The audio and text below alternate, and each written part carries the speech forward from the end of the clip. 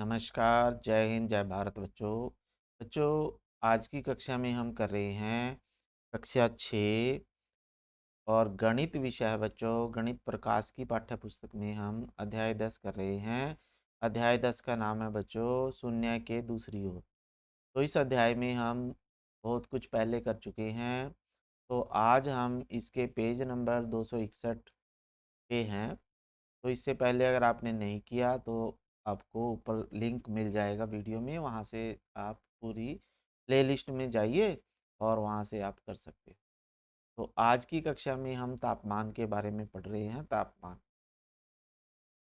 तो इसमें देखिए, गर्मी के दिनों में आपने समाचारों में गर्म लहर के बारे में सुना होगा, यानी लू भी बोल देते हैं, हमें भी लू चल रही है आजकल।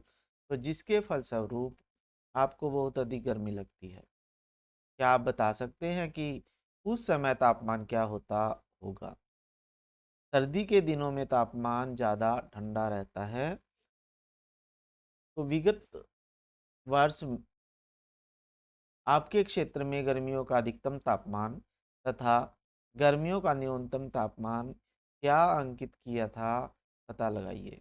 जब हम तापमान मापते हैं तो मापन की इकाई को डिग्री सेल्सियस में लेते हैं और आगे दी गई तापमापी, थर्मामीटर भी बोलते हैं इसे, तापमापी भी बोलते हैं। तो 40 डिग्री सेल्सियस और 15 डिग्री सेल्सियस तापमान दर्शा रहे हैं। तो तापमान आपने मापा है कभी? साइंस की कक्षा में आपने ज़रूर मापा होगा, क्योंकि उसमें ऊष्मा वाला पाठ है एक आपके पास।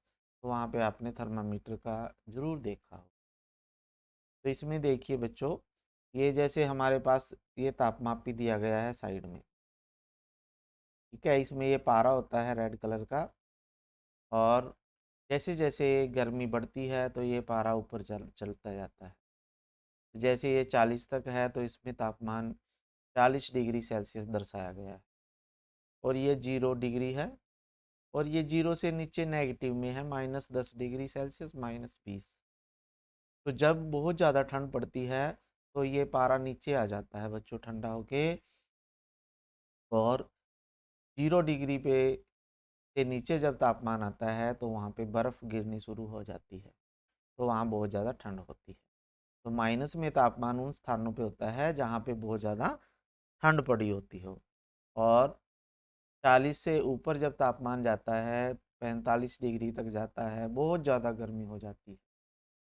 तो बहुत ज़्यादा जब गर्मी होती है तो 40 से 50 के बीच में तापमान आ जाता है। अगर 50 से ऊपर तापमान हो जाए तो हमें बहुत ज़्यादा गर्मी लगेगी, और उससे हमें बहुत ज़्यादा परेशानी का सामना करना पड़ सकता है। तो देखिए, आइए पता लगाएं। तो ये प्रश्न है, क्या आप जानते हैं, पहला ही प्रश्न है ये, कि भारत में कुछ ऐसे स्थान भी हैं जहां कभी कभी तापमान 0 से नीचे चला जाता है। तो भारत में ऐसे स्थानों का पता लगाइए जहां तापमान सामान्यतः 0 डिग्री से नीचे पहुंच जाता है। तो इन स्थानों में क्या समानता है अन्य स्थानों की तुलना में, यहाँ अत्यधिक ठंड क्यों होती है? तो आप भी बहुत ऐसे स्थानों पे गए होंगे जहाँ पे आपको सर्दियों में बर्फ़ मिल जाती है, बर्फ़ गिर जाती है। तो हमारे पास इसका उत्तर जो है, यहाँ पे उत्तर लिख लेते हैं हम। तो उत्तर में हम क्या लिख सकते हैं? तो ऐसे सभी स्थान हम लिख सकते हैं जहाँ पे बहुत ज़्यादा ठंड पड़ती है, यानी 0 से नीचे तापमान जब चला जाता है ना, तो इसका मतलब वहाँ पे बहुत ज़्यादा सर्दी है। तो एक तो नीचे ही दिया गया है, ये दूसरे प्रश्न में लद्दाख के लेह क्षेत्र में, यानी लद्दाख का जो लेह क्षेत्र है ना बच्चों, ये आप यही लिख दो आप, तो एक तो आंसर लेह लद्दाख बोलते हैं इसे। यहाँ पे बहुत ज़्यादा ठंड पड़ती है। तो यहाँ पे जो घूमने का टाइम होता है ना, गर्मियों में ही जाया जाता है, क्योंकि गर्मियों में भी यहाँ बर्फ़ होती है, और उस समय वहाँ पे रास्ते खुले होते हैं, मई जून जुलाई में। लेकिन सर्दियों में तो वो रास्ते बंद हो जाते हैं, क्योंकि पूरे रास्तों पे बर्फ़ पड़ी रहती है। ठीक है, इसी तरह से हम सर्दियों में घूमने जाते हैं, पहाड़ों पे ऊंचाई पे जाते हैं तो वहाँ पे हमें बर्फ़ मिल जाती है और वहाँ तापमान भी कम रहता है। तो ऐसे तापमान ऐसे अनेक स्थान हैं जहाँ पे आपने देखा होगा कि वहाँ पे बर्फ़ गिरी हुई है। जैसे से कश्मीर है बच्चों, ठीक है? जम्मू कश्मीर में भी बहुत सारे ऐसे स्थान हैं जहाँ पे बर्फ़ मिल जाती है हमें, यानी वहाँ पे तापमान बहुत कम रहता है, ठीक है? तो इस तरह से आप बहुत सारे स्थानों के नाम लिख सकते हो जहाँ पे आपको बर्फ़ मिलती है।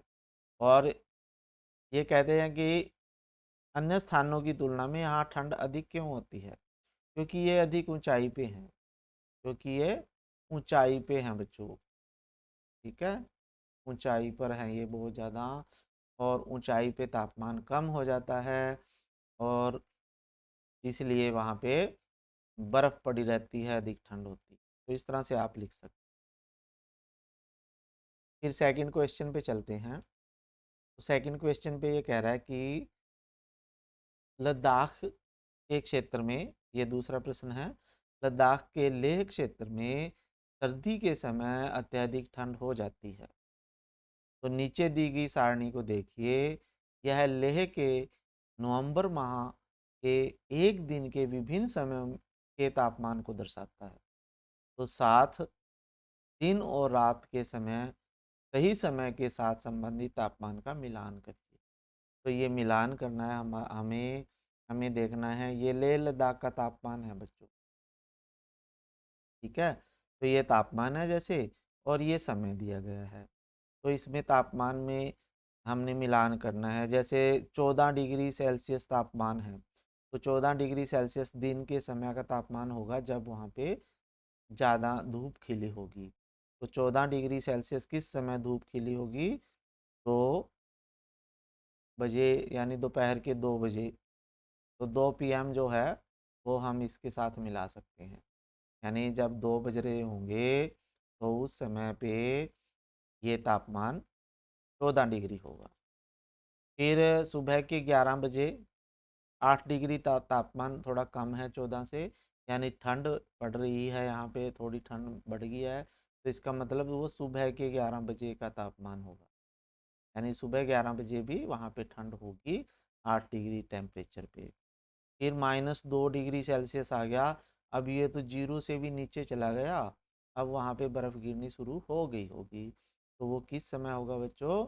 वो होगा लगभग रात को 11 बजे, यानी जब रात हो जाती है तो ठंड बढ़नी शुरू हो जाती है।